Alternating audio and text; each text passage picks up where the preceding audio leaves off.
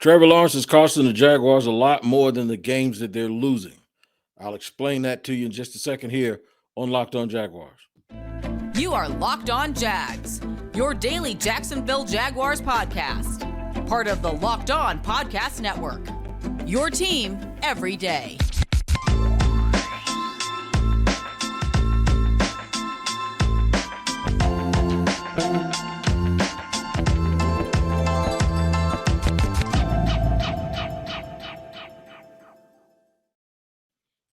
Thank you for joining me, Tony Wiggins, here on Locked On Jaguars, your daily Jacksonville Jaguars podcast, where it's your team every day. And we thank you for making us your first listen, reminding you that the platform you're listening to or watching this on is always free on all platforms. So everywhere you get your podcast, it will be free on all platforms. Please like and subscribe all of those platforms and on the YouTube page. 2-6, that is the Jaguars record. If you'd asked some pundits early in the year, would they take that? They'd have told you no, we don't want to be 2-6. But if you told them you'd be 2-6 and extremely competitive in every single game you play, then it would have made them feel a little bit better. I'll tell you why it doesn't feel good right now, though, because if you to talk to anyone and explain that you'd be very competitive, but you'd still be 2-6, they would think that one of the reasons you would be competitive would be Trevor Lawrence, and the reason you would be 2-6 was because of everyone else. That is not the case. Trevor Lawrence is one of the main culprits and reasons why the Jaguars are not at least a 4-4 football team right now. I'll give you two games. The game yesterday, the game against the Houston Texans. Both of those games were winnable had Trevor Lawrence not made red zone mistakes and threw interceptions, one on first down and one on second down. And those are the mistakes that compound any other thing that he doesn't do well right now, or any other thing that he seemingly struggled with. What makes those things worse are those high school boneheaded decisions to throw across his body when you still had time to live another day. The first one, of course, against Houston, they were on the 4-yard line. It was 2nd and 1, which means if he just scrambles on that play and gets 1 yard, they have 3 chances from inside the 3-yard line, even if they just want to run it. Yesterday, they were running the ball very well. Doug Peterson decides to put the ball back in his quarterback's hand on the 1-yard line on 2nd down, and he threw another interception. We talked about on the last show of getting ahead of and getting on the other side of these almost losses and making those losses become games that we barely won. I take barely winning over almost losing every day of the week. One, because a loss is more valuable or is less valuable than a win. And then the other part of it is, and this is the important stickler part of it, it shows you that you can adapt and overcome. Now, granted, he does not play defense, and Trevor Lawrence scored a touchdown yesterday, had a touchdown drive that put the Jaguars ahead with less than 4 minutes to play. I get it. He did his job in that area. But see, if you get that touchdown earlier, the game's not close enough for you to be affected by that. This is a 60-minute thing. This is not just about the end of football games. Although if you really want to talk about the end of a football game, he threw an interception yesterday on the very first play with 1 minute and 40 some odd seconds left when they could have been trying to drive down the field. He missed that exact pass in the opposite way earlier that would have kept the ball in the Jaguars' possession and would have extended their drive. It's the overthrows. He overthrew a tight end. It's the overthrow. It's the stuff like that that drives you absolutely crazy. But then the nail in the coffin is the turnovers. He fumbled 4 times in one game this year. And I know the ball was wet, but it's not like everybody else is playing with a dry ball and the ball he was playing with was wet. Both quarterbacks played with a wet ball. He's actually bigger than the other quarterback, Jalen Hurts, and hands are probably bigger also. No excuses. So there's this thing, and if you notice, I'm talking pretty calmly here, right? Because one of the themes that I'm seeing in the comments on YouTube and in the comments on all of the other outlets, as well as on the social media pages, is calm down. He's in his second year. We don't have to calm down. And that's why I said that it's costing the Jaguars a lot more than just the games they're losing, because in segment 2, I'm going to explain some of the things that are affected more than just being 2-6 in the one loss column. I'm going to explain why, as a Jaguar fan or someone who covers them in the media, and this is where fans and guys like me have the same thing at heart, and we have our interests are aligned, and that's because it's about more than winning and losing those games. And if you haven't been a Jaguar fan very long, you might not understand. But it's about more than that, a lot more, and it affects the entire organization. So I'm going to get into that in just a second. But there's a difference between telling the truth.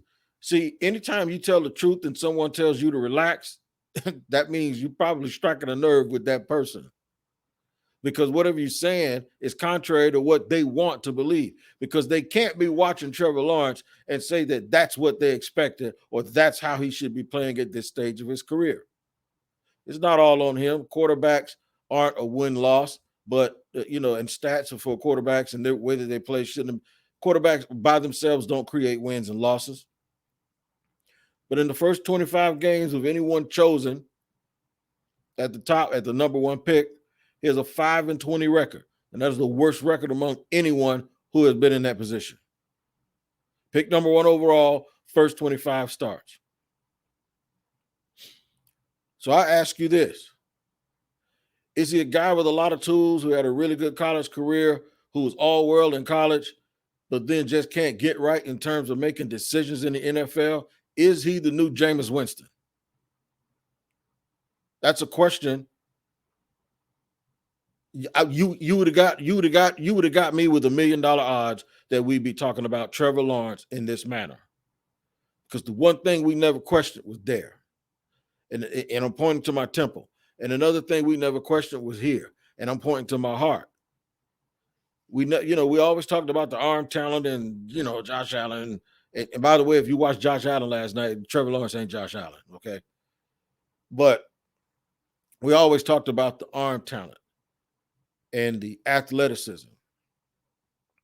None of that is where we thought it was, but it's close enough.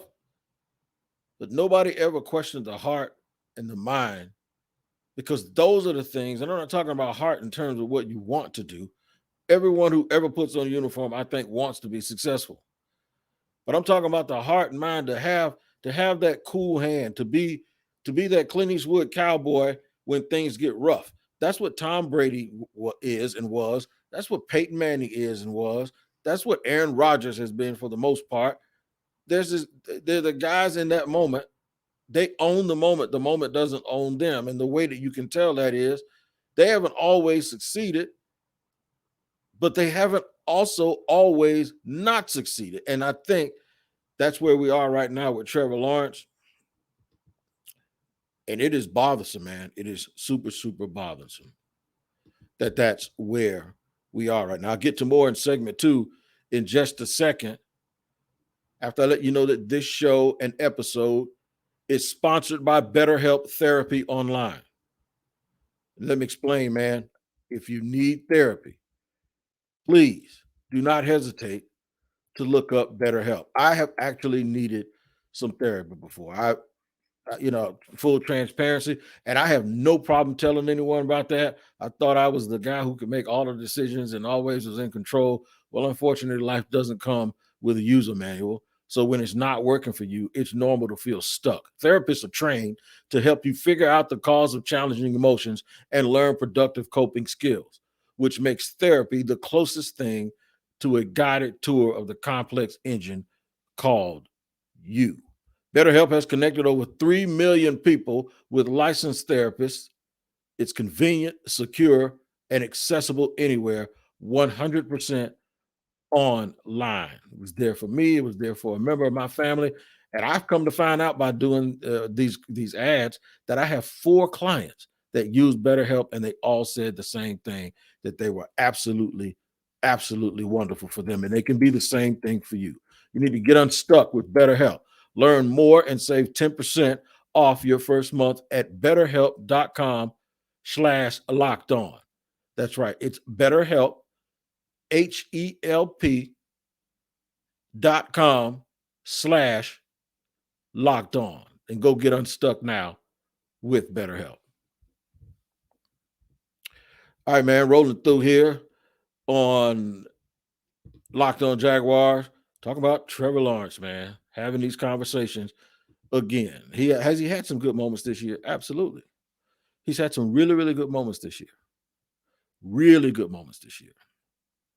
And he's had some moments that make you want to scratch your head. And we talked about that variance or that gap between having the best day, like the Chargers, and then having your worst day, like the Eagles, the game against the Eagles. And which one would you be more like? Which one would you be closer to on a daily basis? Because it's extremely important to know, like, which one of those are you closest to? Are you closest to your worst day, or are you closest to your best day? And you have to be more close to your better day than you are the bad day. Well, here's what's happening with Trevor. He's hitting a gear shift during a game where sometimes he's on his best, and then the next drive or two, he's at his worst. So that whole dynamic, that polarizing dynamic, is not just showing up game to game. It's showing up from quarter to quarter and drive to drive. And that is driving us absolutely crazy. Here's why I told you that it is about more than the games that he wins or the games that he loses. And I'm going to give you some examples. From just him as a quarterback, just the technical aspect of him as a quarterback and them evaluating him. One, when you're inconsistent from game to game or drive to drive or quarter to quarter, you can never truly really evaluate your players. You can never really truly understand and get into a flow of play calling. Because one of the reasons Doug Peterson calls the plays that he plays is because he believes he has a quarterback that can execute those plays. And you're not always going to execute them because the defense is played to make sure that you don't do that. And sometimes your other guys mess up and screw up too. But here's what you can't do. You can't make the high school boneheaded play that ends the drive and has the coach have to answer questions about why he would call it in the first place. Basically, why would you call that when you know your quarterback can't ride a bike without training wheels? Well, I think my quarterback can ride a bike without training wheels. He just fell. So that's the thing. Everything that they do is predicated on Trevor Lawrence being able to deliver and to deliver without making a critical mistake. If you can't open up your playbook and call plays, and I want to tell you why, this is my opinion of why he ran the ball on the 1 yard line, why he threw it on the 1 yard line. Because if it's second down or second and goal, you only have one more shot. If you try to run it and get stuck, now you got to throw it on third down. You don't have to, but you're more than likely going to have to throw it because you can't get it in two on first and second down. What makes you think you're going to get it on third down? So for him, it's probably easier to say, you know what, I'm going to throw it on second down. And if we have nothing, he's going to throw it away. And then you know what I'll do? I'll run it on third down to see if we're close enough. And I might even go for it on fourth down if we get a push. But if I'm going to trick him, it has to be second down because it can't be third down. So that's the logic that I believe. And I haven't heard that from Doug, but that's my only logic. My only logic is that if you're going to catch somebody slipping, you're going to have to catch them early. But none of those scenarios, none of them takes into consideration that your number one overall pick quarterback who's played football and probably been the best player on his team since he was 8 is going to throw the ball to the other team. That has to be fixed. That has to be corrected. Here's why. Because now I get to the point where I don't trust you.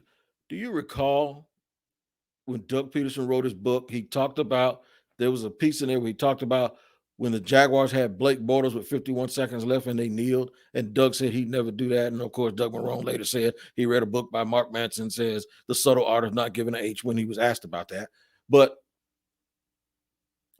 giving an F, that's what he said. But the thing is that's Doug.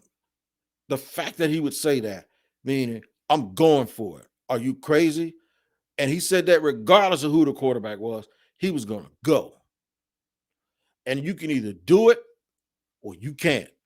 But what we ain't going to do is we're not going to sit here and act like I got to spoon feed you and I got to hold my playbook back. You only do that when guys don't have the physical talent to make passes. Gardner Minshew. And I ain't trying to make all y'all argue at me this morning. I'm trying to tell you something. When it's not a physical issue, there is no other reason for you to hold back. None. Unless you ain't got no wide receivers. But the thing is he is not going to hold back. He is going to try to play chess and he's going to try to win. And he expects the quarterback, you don't have to make every play, but don't make bad ones. Don't do things that you heard in high school you don't do. So that's one thing. Here's the other thing that this is a problem about. You can do it once or twice, but the more you keep doing it, you're telling me that that's just who you are. This is why I mentioned Jameis Winston. Jameis Winston, as far as ball placement and making throws, top 7, top 8 in NFL.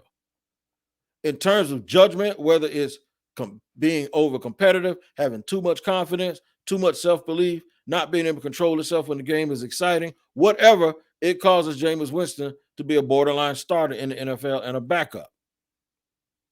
And you can watch him play sometime and go, damn, that's the Jameis I remember that won the Heisman as a redshirt freshman at Florida State.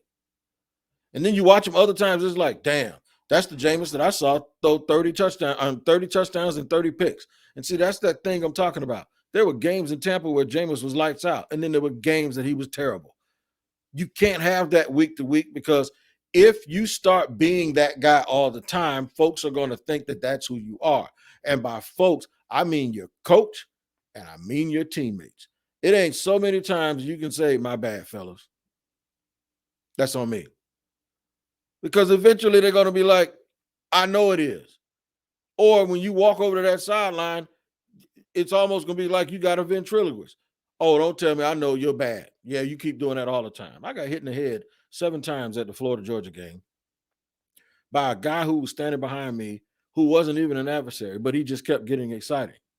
And I thought to myself after the 3rd time, if he does it again, I don't want to fight, but I'm going to tell him to stop doing it. Eventually, he would hit me and then come down and go, I'm sorry. After about the 7th time, I got up and I left. And the reason why is I'm going to either knock this dude into next week, or I'm going to sit here and let him hit me in my head another 15 times by the time the second half is done. And it's just not going to happen. But I was convinced that even if he didn't mean it, he was just excited that he wasn't going to stop. Now, I don't know about you, but I'm not going to just keep hitting a dude that's 6 feet, 277 pounds, who's sitting next to his son that's 6'3", 310 pounds, that look like they got an attitude problem, but just keep saying, I'm sorry, just because I didn't mean to do it, and they're probably rooting for the same team that I am. It doesn't matter. That's how you get your jaw broke, right? So I left to take myself out of the situation. Yeah, left the game at halftime because I didn't want to fight. You don't want your teammates, if you're the Jacksonville Jaguars, to mentally leave. I'm sorry. Doesn't matter. I'm sorry. You keep doing it. Eventually, that's just who you are. I come to expect it. It's just going to keep happening. Mind you, I sat in my seat and there's a lady in front of me. I didn't touch her head one time. So I know it can be done.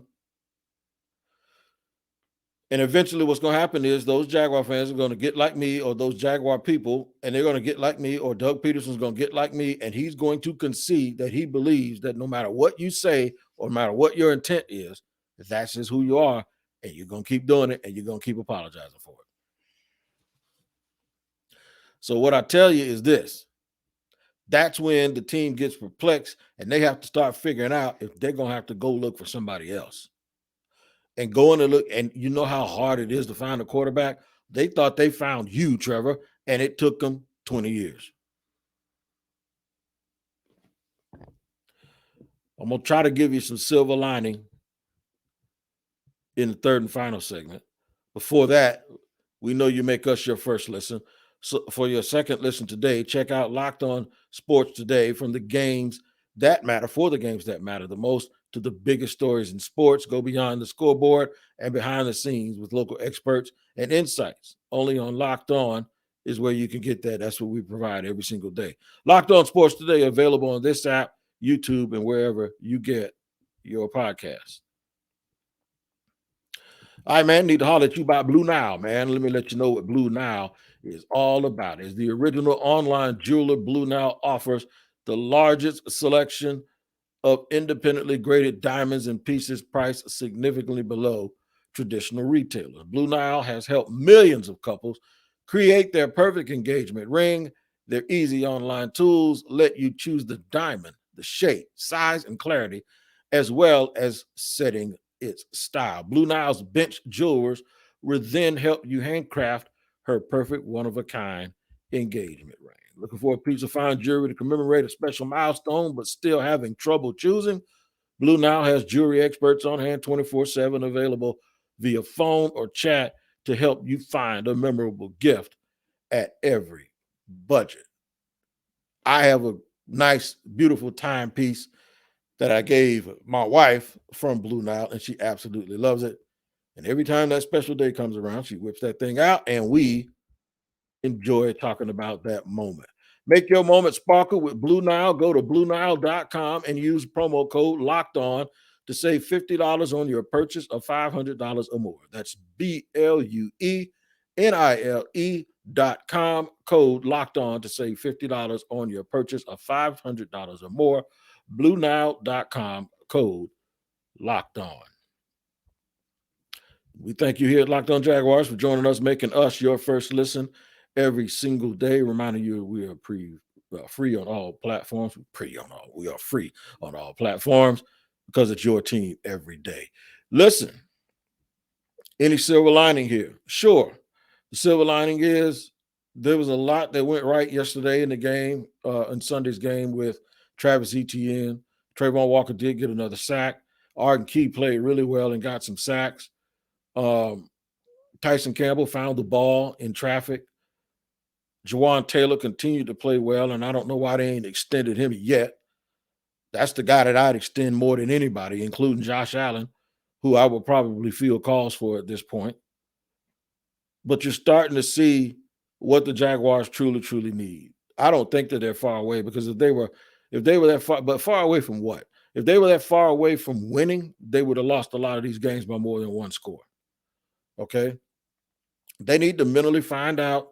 We got to find out the guys that can carry them to victory. And it might have to be number one. It might have to be Travis Etienne. He might have to be the guy you lean on to get you home every single time, because it just doesn't seem like Trevor has that gene in his DNA, in his football DNA, that's just going to make that happen. So the point is you got to find those guys that can get you home. You got to find that defensive player that can get you home. Can it be Trayvon Walker? I'm not going to rule that out as of this point, but he probably needs another offseason of learning some moves where he can disengage a little bit. And I also think that they kind of telegraph when he's coming and when he's not, with the way that they're lining him up. I think he needs to be lined up a little bit, sometimes tighter, and maybe stand him up in the A gap, and switch him out with some of those other guys and bring him through the middle, where he really creates a mismatch, instead of him just getting off to a running start, playing against an athletic long arm left tackle and trying to just beat him with a long arm bully move. That's just not going to work consistently. So, they're not they're not horrible, but they got the rest of the year to really evaluate Trevor Lawrence. And my thing with him is, I don't know if he's the guy to overcome this little funk, this little stink that's on him right now. I don't know if he has that personality. And I don't even know if personality is the reason why he's going to have to overcome. He might just have to go in there and keep working on mechanics and keep working on over and over. And obviously they need an alpha receiver and a really good tight end That will help him out because some of the balls that he throws that aren't great are still catchable. Some of them are still catchable. Some balls that he throws that we expect him to make a perfect throw because the receivers aren't great. So yeah, they need about 3 more people that can catch balls. One that they draft, a tight end that they draft, maybe another receiver that they draft who's better than his draft status, and then maybe they can go sign another one. I don't know if capital, if their draft capital or if their cash on the cap is going to allow them to do it. But the thing is, they got the rest of the season to try to get it done. They'll be the proverbial underdog from here on out. They were actually the favorites against the Giants last week. And I think they might have been the favorites yesterday, and they lost. That's because people were giving them the benefit of the doubt because they had lost so many games by such a very small margin.